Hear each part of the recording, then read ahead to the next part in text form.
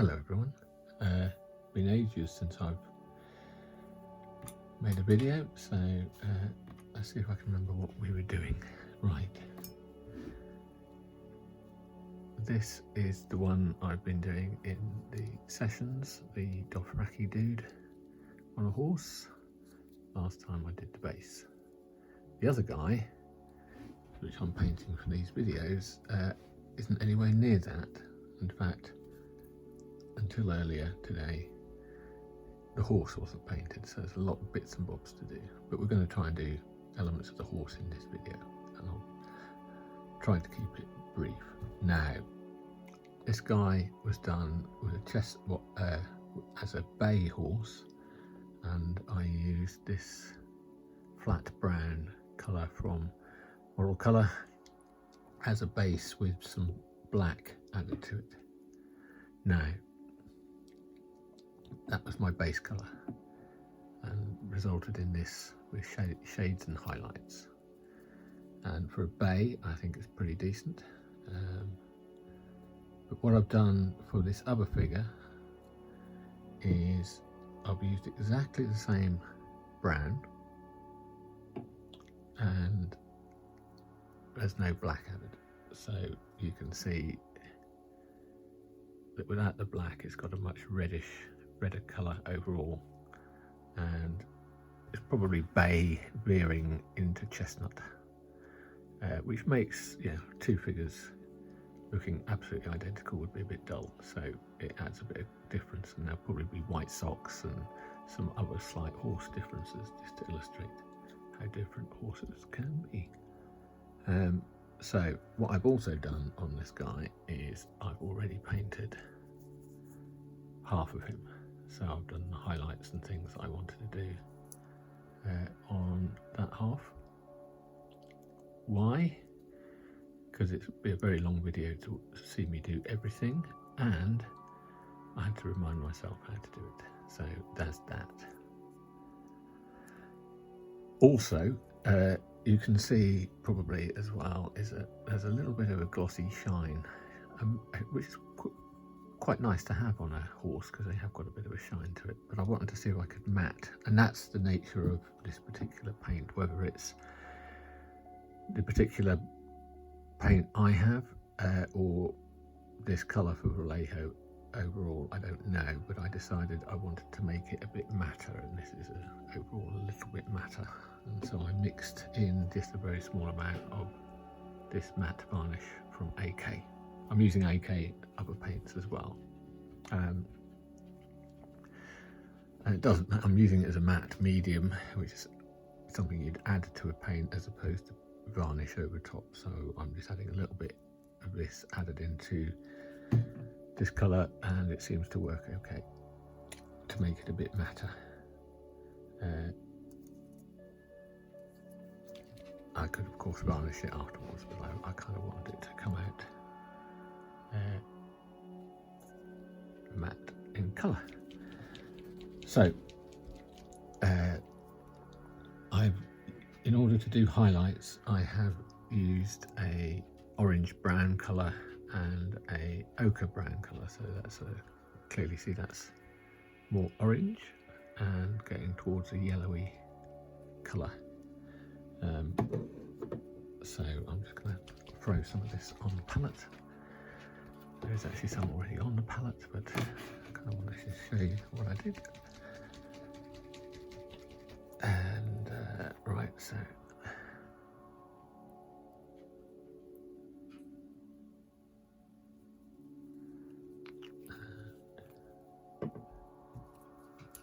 a little dab of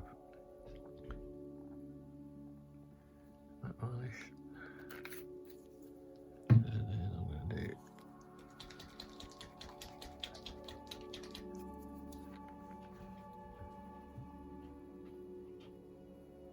some orange brown,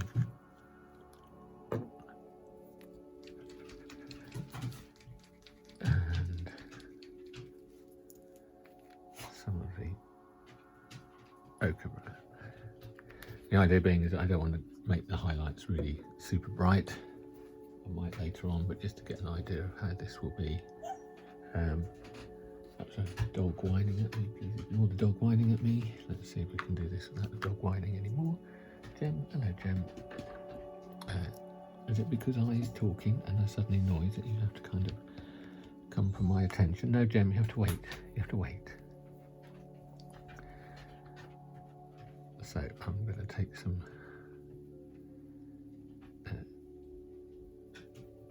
of my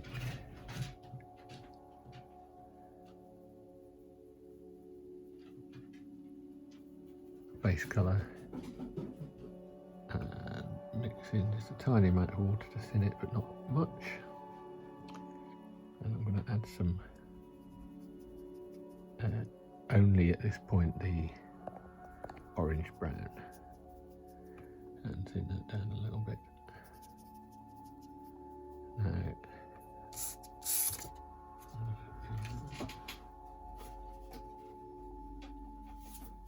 do one less tracking. Just check the thickness of that. That looks all right. And then I'm just going to go, and the key is here, is I'm looking at, you've got these lovely rounded surfaces of these muscles, and the desk lamp is highlighting some bits naturally here, and now the bits I'm going to try and add at this point. It doesn't matter how rough this is because it's going to go in. You might see some videos where people are describing this. As I see more and more videos and more people talking about this kind of thing, this is sketching your highlights. So the idea here is you're not trying to do perfect paint, you're not trying to do perfect shadows and highlights, you're just sketching in where you want the highlight to be, and the smoothness of it will come later on. So still thinking about light coming down from above, because you've got these lovely sort of musculature on the cheeks and around the eye and the upper part of the ear. Again, you may have noticed I didn't mention it at the time, but I think I should probably. The colours I've used for highlights are convenient colours as opposed to a particular brand. So I've got some AK Gen 3 paint and some Vallejo as well. You'll see I'm using a biggish, it's not a small brush.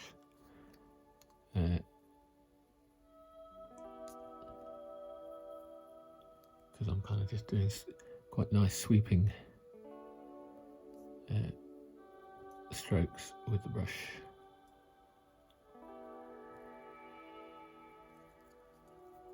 The dog has retreated. Bless.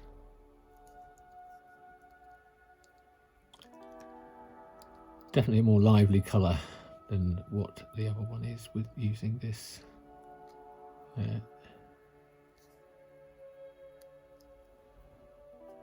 colour in its pure form.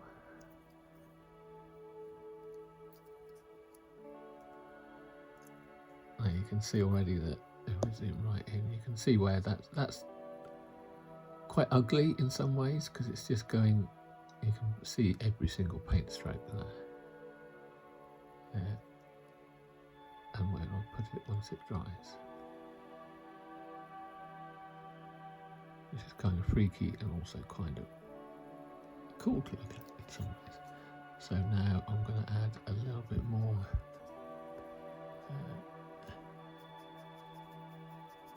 of the orange brown, and now I'm just going to do that in a smaller area again on maybe not every surface.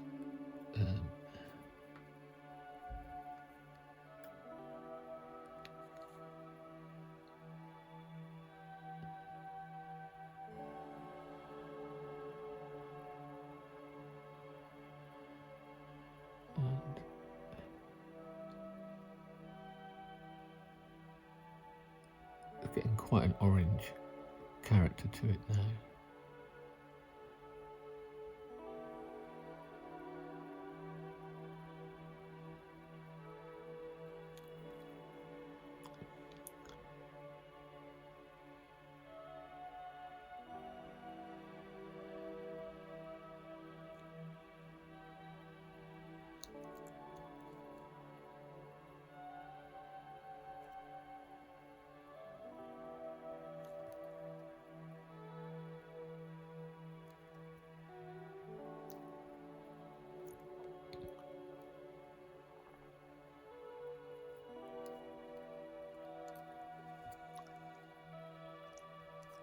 If we zoom in there,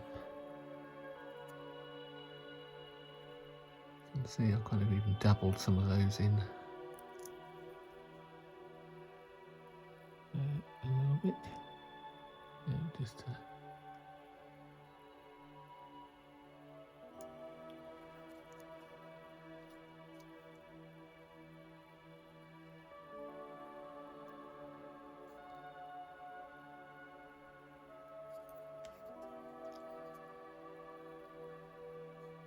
so we've got some quite, so there's three colours there: base colour, first highlight, second highlight. Now what I'm going to do is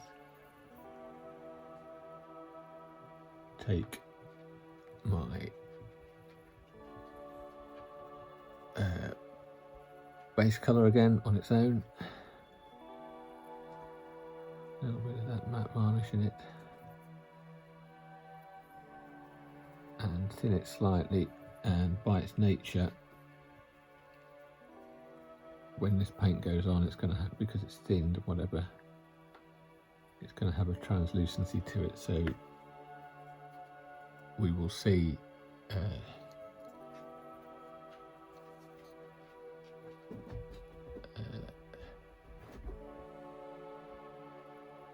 but I'm going to paint it over. Oh, hold on, let's see if we can do this on camera. So this section here has only got the first highlight on it, and I'm going to just gently with this paint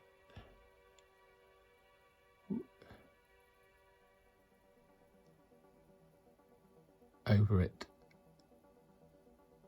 from brush starting on the highlight halfway into the bit which was the base colour with a thinned version of the base colour. Now that will where's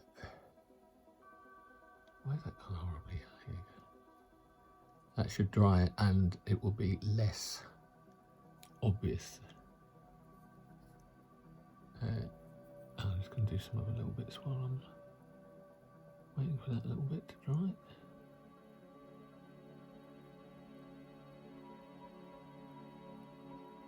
All the time, all the time painting over the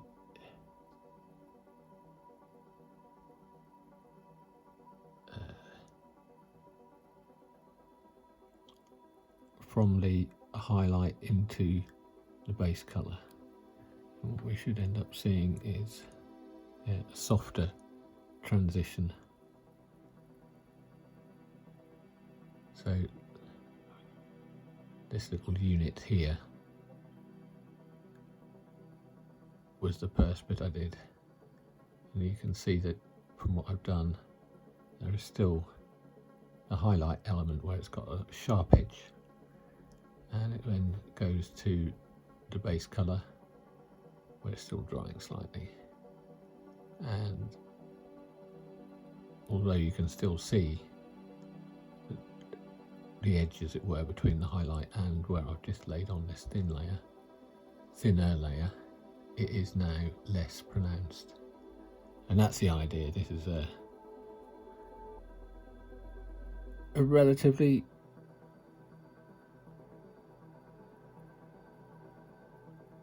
time-consuming process, I guess, but just going through and then on those edges I'll do a little bit more.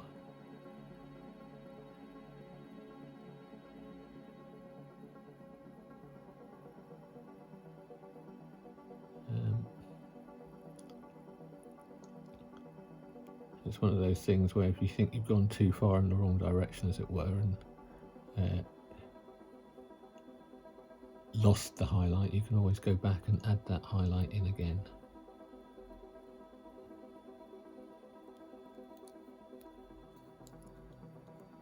So let me just do this front area. And at this stage there are no shadows in it, it's just purely dealing with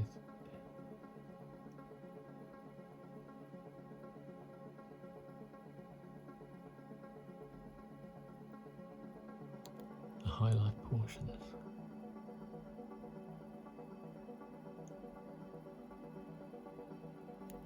So let's just do this.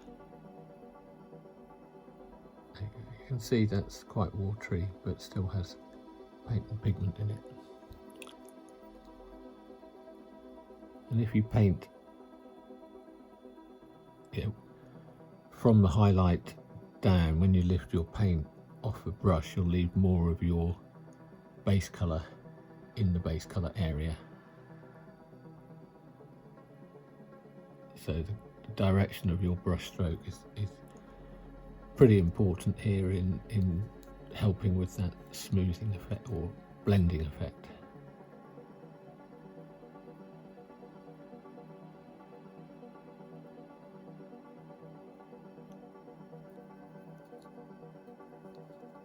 Now it should be added that I'm learning every time I do this myself, and you can only really learn through experience and doing it.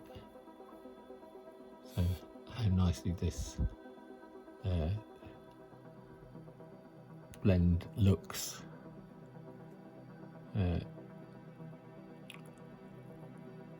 way I'm applying it, it's kind of, I'm experimenting with how, once upon a time I might have done a linear stroke in that direction. I'm now doing little more delicate strokes, almost like horsehair strokes as well, in the direction of the horse, or at right angles to the overall direction of the highlight. So the highlight is going in that direction and I'm doing my little strokes in that direction.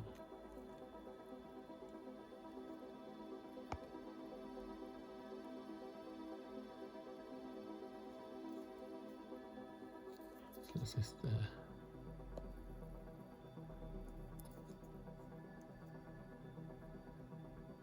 you can still see some of the highlight areas, but you can see how that's eased off or evened out those highlights a little bit when you compare it to that bit which I haven't blended yet.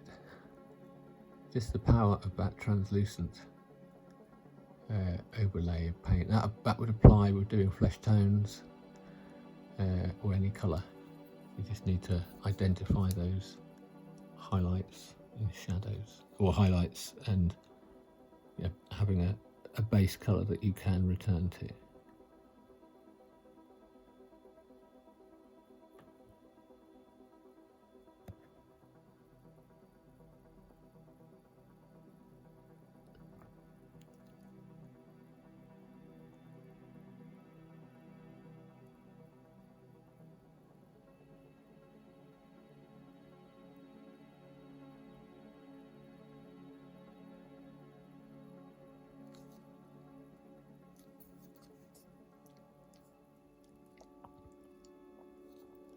So we're about 20 minutes into this. Now I'm going to pause this or stop it. I can't work out a way of actually pausing it. I'm going to pause this and carry on off camera, and then come back, show you what I've done, and repeat the process with the shadows. And hopefully end up with a